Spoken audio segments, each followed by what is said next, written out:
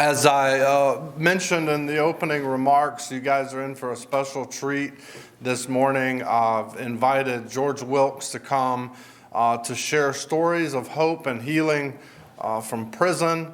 And we have an opportunity to hear about a recent trip that George took with his son Chris and a group of men from Chris's church to serve in the prison unit down in Navasota.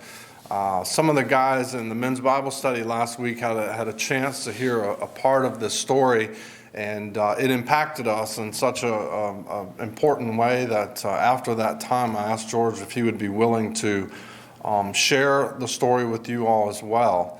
I want to make sure you all have Kleenexes close by. If not, I'll go retrieve some for you. But really just want us to open our hearts up to what George has to say this morning. You know, stories are powerful and they have a way of inspiring faith within us. And George has a powerful story for us this morning to hear. I let him know this morning that I have two sermons written, a short one and a long one, and it's up to him which one you guys get to hear, but the floor is George's, and we're just gonna listen to what he has to say and what the Spirit has to say through him. And so welcome George this morning. Not kidding about the Kleenexes, folks. So where do we begin? First of all, it's called the Kolbe, Kolbe prison ministry. Maximilian Kolbe is the patron saint of prisoners. A little short bio on him to start with here. He was born in Zaluska Wola near Lodz, Poland on January 7th, 1894. He was baptized Raymond and joined the conventional Franciscans, taking the name of Maximilian. He pronounced his temporary vows in 1911. In 1917, he founded the Militia of Mary Immaculate in Rome to advance devotion to Mary. He was ordained in Rome in 1918, returned to Poland, and found cities of the Immaculate Conception, about 25 miles from Warsaw, to house some 700 religious converts, and established similar foundations in Japan and India. I lost my place. He became superior to the Polish cities of the Immaculate Conception in 1936. In 1941, he was arrested by the Gestapo when the Germans invaded Poland. While he was there, someone escaped from prison, and the commandant said to the guards, select 10 men to be killed. One of the men was a married man with children. Maximilian volunteered to take his place. Father Kolbe was killed on August 14, 1941 by an injection of carbolic acid. He was beatified by Pope Paul VI in 1971, was canonized in 1982 by Pope John Paul II. The man whose life he had spared was present at the ceremony. So now we get to the prison. Every morning before we entered the gates, we said a prayer for protection. As it turns out, this is the prayer that a priest would say before entering a room for an exorcism. It's meant to drive out all the evil that could be against you. So after we've said our prayer, Hail Mary and our Father prayers, I've learned to say a few I've never had to say before. But anyway, it turns out I was the only Protestant in the group on the team.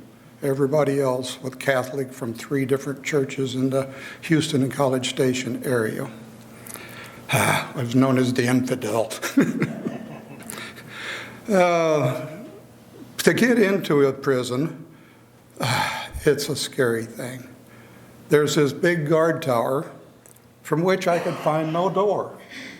Evidently, there's a tunnel underground that gets you up into this guard tower. And the guard up on the top, he holds the way to get in. You come to a gate which is locked, and once you've been cleared, had been patted down, checked everything you've got on you and stuff, you're allowed 6 at a time to enter the first gate. And there's a horrible sound when it closes. After everyone is secured inside of this gate, there's an area of about 7 feet between you and the next gate.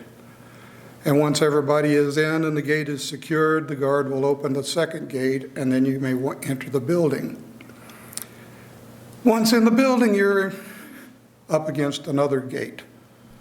This one with the biggest iron bars I've ever seen in my life. I mean, they must have been 2.5, 3 inches in diameter. And the sound that that gate makes is horrifying when it closes, because you realize that you are now inside the prison. Well, actually, you're not. So at this point, you go up to the window and you hand the guard there your driver's license, which is the only thing you're allowed to take into the prison. When she takes it, she issues you a visitor's pass, which you display on your person. And then when everybody that's in between those 2 gates has got their pass, she opens the other gate. And now you are in the prison. There are 3 more gates to get you down to where we are holding the retreat, which is in the gymnasium. Fortunately, they were all unlocked and open. So once we get into the gymnasium, we are there for approximately 2 hours before the men in white, as they're called, because they are dressed completely in white. Therefore, we are not allowed to wear white because you might want to get out. So when the prisoners are lined up out in the hall, and I've taken roll call, there's roll call about 10 times a day, it appears, then they open the doors, and we are standing in 2 lines for them to come through. We call it the hug gauntlet. And the first day through, we extend our hand, try to pull them in and give them a hug. Most all of them will take your hand. Very few of them will allow you to touch them in any other way, because when you're in prison, being touched is usually painful. It's not something that they're looking for. So the first day comes, and we are assigned to tables, and for reasons unknown to me, I was selected as a table leader. My first time in, and I got no idea what I'm up against or what I'm doing, but I'm glad I was, and I was glad I was there. And that's where I met the 6 men in white who were at my table with me and my fellow co-leader, John. We got Roy, got Jacob, got Michael, got another Michael, excuse me, 2 Michaels, Trino and a Mario, and John and I. At the start of the retreat, one of the men that we're there with tells his story. Heartbreaking story. I won't go into it because we have what they call the river rule. The river rule is simple. It says what happens on this side of the river stays on this side of the river. I'm going to break that rule a little bit today. But anyway, after the testimony is given, then we talk to the men in white at our table and get their feelings on what was said. And then we asked one of them if they would like to give their story. And all of the tables, one by one, in order, 1, 2, 3, 4, 5, down. We're 10, there's 11 tables, so we're next to last. And they've got until we get up front for them to decide who's going to talk today. And the first talk was kind of uneventful. Just, I'm here, I can't get out, that type of stuff. Not a very moving speech, I didn't think. But anyway, we get back to the table, and the next one who talks is one of the prisoners. They have people who are on the honor system. They are the guards, the prisoners who have proved themselves to be trustworthy, and they're allowed to come and be the helpers to provide the service for the rest of them, what have you. They're the ones that serve the meals, bring you drinks to the table, and just general, they're servants, just like the rest of us are there. In fact, one of the most moving songs you'll ever hear in prison is the servant song, and many of you know it. All of those from Emmaus, we know it. But it never made much sense before. So anyway, we're there, and not much else happens the first day. We're there at 5:30 in the morning. We're out of there at 6 o'clock in the evening every day. The second day, when it's time for the prisoners to come in, the detainees, men in white, they're going to go through the hug gauntlet again. And today, I'd say 80% of them, after you shook hands, grabbed you and hugged you. And we hugged them back. Never hugged so many people in my life. Today, Roy is starting to look different. First, I got to tell you a little bit about Roy. We're not allowed to use last names, so don't ask. But Roy, according to the rest of the people at the table, is what you would call a Satan worshiper. When you look in his face, his eyes, I call them dead. There was no life in those eyes. They were jet black. His head is shaved, got tattoos all over his head. He's in a wheelchair. And at the table, his demeanor is very slight. He just barely speaks in a whisper. I had to get down on my knees because he's in a wheelchair and put my head next to his head in order to hear what he had to say. And the first day I thought, man, there's a lot of BS you're putting on me here, buddy. But you got to give him a chance because something's going to happen. Second day, same type of thing happens. A couple of our guys get up and talk, and some of them very short and some of them a little bit drawn out. And in fact, Roy actually went up and talked, and he didn't say a whole bunch. He just told us that on the 13th of July, he had given his life to Christ. I couldn't see it. But I gave him the benefit of the doubt, and I said a prayer. I said, Lord, I need you giving me words to say at this retreat. So the day came, same type of scenario as the day before. Oh, by the way, we fed them. We supplied food for these 66 prisoners, plus all of us retreating, some almost 110 people, counting the honor people there. We spent a ton of money. Anyway, first day when the meal came, we had brought in taco salads from a local barbecue place. One of the guys told me, he says, when we have taco salads here in the prison, we don't get the taco or the salad. They don't get fresh food. They don't get fresh fruit. Every day, we would have a small bowl of grapes, a banana, and an orange placed at each seat.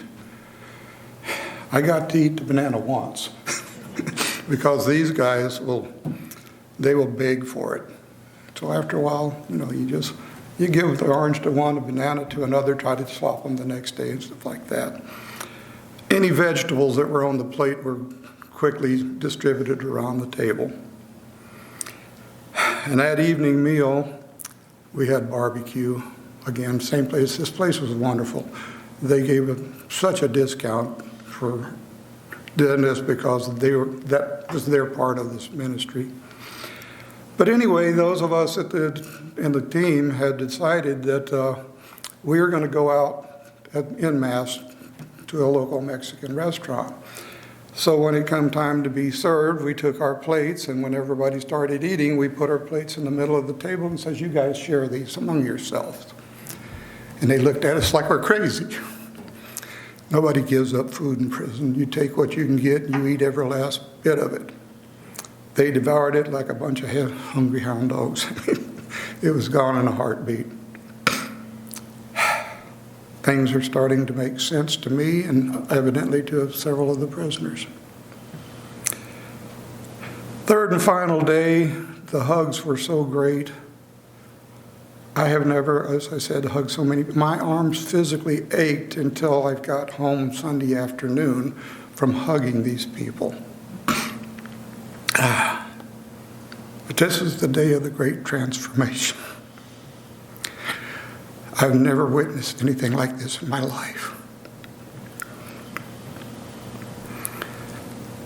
Roy, the devil worshiper.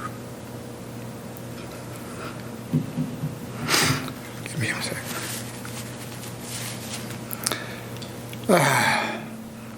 We're going through things that the Catholic Church teaches. We said a rosary. They taught us what all the different things on the rosary mean and how to say it, and the most confusing brochure I ever seen because you got to keep turning it over this way and that way to get to where you are. I admit I must have lost my place a dozen times, but anyway, we made the rosary, and then we were introduced to the saints, and there was a lot of saints evidently. Talked about Maximilian again. And then we came to the foot washing. It's not something that we at Emmaus do, but it is something the Acts Retreat, which is the Catholic version of our Walk to Emmaus, do. And so we had rearranged all the table. We sent all the men in white out into the hall so we could rearrange the room. We had a huge U-shape where all of the men in white could sit facing the middle. And then they were brought back in, and we were asked to sit. Myself and John are behind where our people are supposed to sit, and we've already talked about who each one of us wants to wash the feet of. So I've got the first Michael, Jacob, and Roy. And then they do a little vignette where Jesus and Peter are standing there, and Peter is washing the feet of the disciples, and Peter says, "You're not going to wash my feet." And Jesus says, "Oh, yeah, I am." I'm paraphrasing, obviously. And then Jesus washes Peter's feet. Peter says, "Not only my hands, but my head also." And Jesus says, "No, they're clean." It's a tradition in that part of the world when you come to visit a person's house that you have your feet washed, because the rest of you is pretty clean, but you're walking around in sandals and it's dusty, and there's animal manure on the street and all kinds of nasty things. So as a thank you for being allowed in the house, you have your feet washed, generally by the servants of the house. Well, it's about this time that Roy starts trembling like I've never seen a man tremble. He's shaking like a leaf. He's crying like a baby. He motions for me to come down, and I got down and stood beside him with my head right up against his face. And he says, "George, you can't do this. You don't know me. I won't let you." He cried. I cried. As they're moving down the line, it's getting closer and closer to the time for our table to have their feet washed. And at this time, he is shaking uncontrollably. I told him, I said, "Look, I know you don't want to do this, but I need to do this, and I need to do this for you, and it would make me most proud if you would let me wash your feet." Well, I didn't know we were going to get to do it, honestly, God, because we've got to walk probably 30 feet up to get around to the inside of the U-shaped area where the men in white are waiting. And John goes and washes the 3 members of the table that he had chose to wash. And then I get down and I washed Michael's feet. I worked Jacob's feet. And now it's Roy's turn. Roy's still trembling. He's shaking. He's crying. I knelt down before him, took the basin of water, and he looked at me and he smiled. Lifted up his feet for me to place in the tub and wash his feet.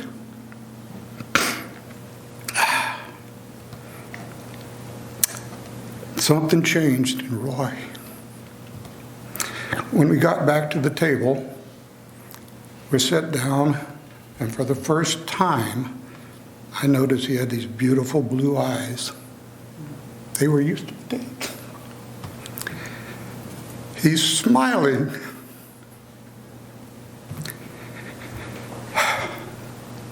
He's talking loud enough to be heard. In fact, he even gave a testimony that was loud enough to be heard. And during testimonies, they're not supposed to mention names of anybody. But he broke the rule and mentioned mine. Wasn't me.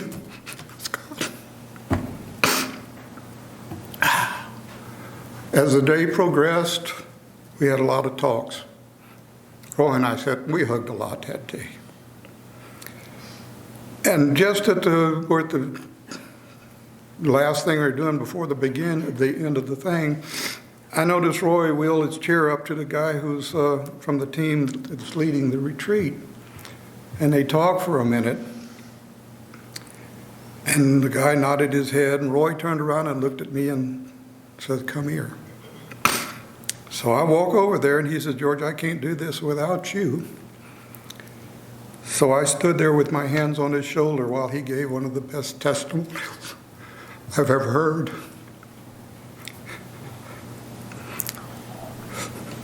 The man knows Jesus.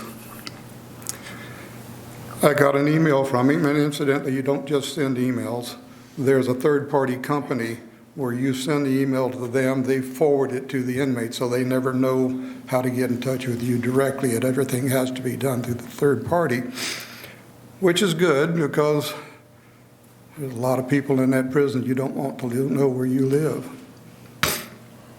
Now, I don't know all of what Roy did, but his father left him at age 2. At age 4, his mother left him. He was on the streets. And of course, there are people on the street that'll take you in, but most of them are not up to any good at all. And that's who he fell in line with.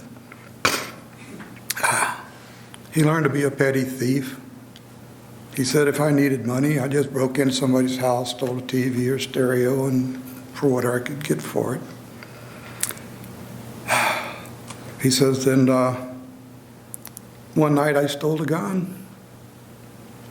He says, a gun is freedom. It allows you to approach people on the street, take them for whatever they've got, which he did. And I'm sure he probably enjoyed it. When he was older, when he was 14 years of age, he and his cronies had decided on a big heist that would allow them to be set free from all their worries for quite some time. And unbeknownst to him, when they got there, they slipped him a Mickey. And when the police arrived, he was the only one left there. So at age 14, he was sent to prison.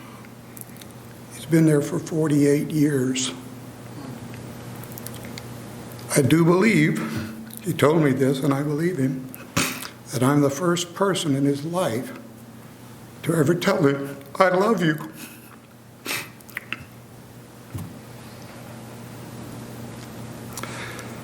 So Roy and I are good friends. He says I'm the father he never had. He addresses the emails to Dad and signs it your son. He's never getting out.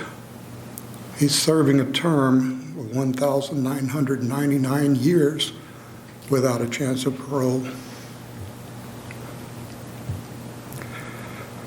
And the worst thing that you can do after a retreat is not stay in contact with these people. Because if you do, it's all going to be for nothing. They're going to go back to saying, well, they came, they had their 3 days. We sang, we talked, we loved, we cried, we hugged. But it's all over now, so I can go back to what I'm doing. So I've been writing to my table boys. They all write back. My son, as Chad mentioned, he's been doing these prison ministries for 13 years now. I was privileged to go on this one. I'll be back.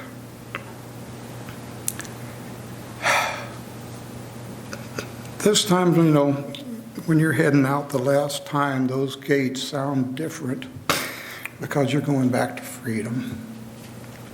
And every day on the way out, they have another prayer, and it's called the Prayer for Freedom. And it's another prayer that's said by a priest upon exiting the room of an exorcism, praying that any demons that have attached themselves to us be sent straight to Jesus for him to deal with as he sees fit.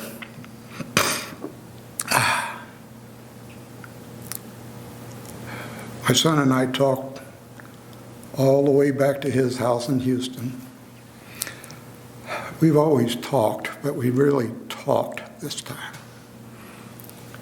He told me things I didn't believe, things his mother certainly doesn't know, and she's not going to ask me.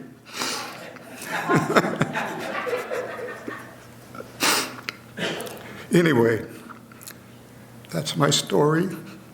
Thank you for listening. May God bless you all. Thank you, George, so much for taking the leap of faith to do that work, but also taking the leap of faith to come before us today to share this powerful story and to share your tears with us. I know I speak for everybody when I say it means a lot that you would do that. And I just want to remind us all that if we look at the life and ministry of Jesus, his ministry and death were bookended by ministry to criminals. Okay? His very first sermon, not his second, not his third, not his fourth, his very first sermon, Jesus stood up in the temple and he opened the scroll, and it was the lectionary passage, if you will. The scroll passage assigned for that day from Isaiah 61 was a message about freedom and release from darkness for prisoners. And Jesus identified with that passage and said, "The Spirit of the Lord is on me, because the Lord has anointed me to preach good news to the poor. He's anointed me to bind up the brokenhearted and proclaim release for prisoners." That's his first sermon. And then we look at his death. His death, his very last breath, he was suspended on the cross between two prisoners, proclaiming good news to them, telling him, "You will be with me today in paradise." And so thank you again, George, for reminding us of the fact that Jesus calls us into risky places. He calls us to do risky things. He calls us to lodge ourselves at the gates of despair, to provide hope and healing through a ministry of presence like you all did. Wow.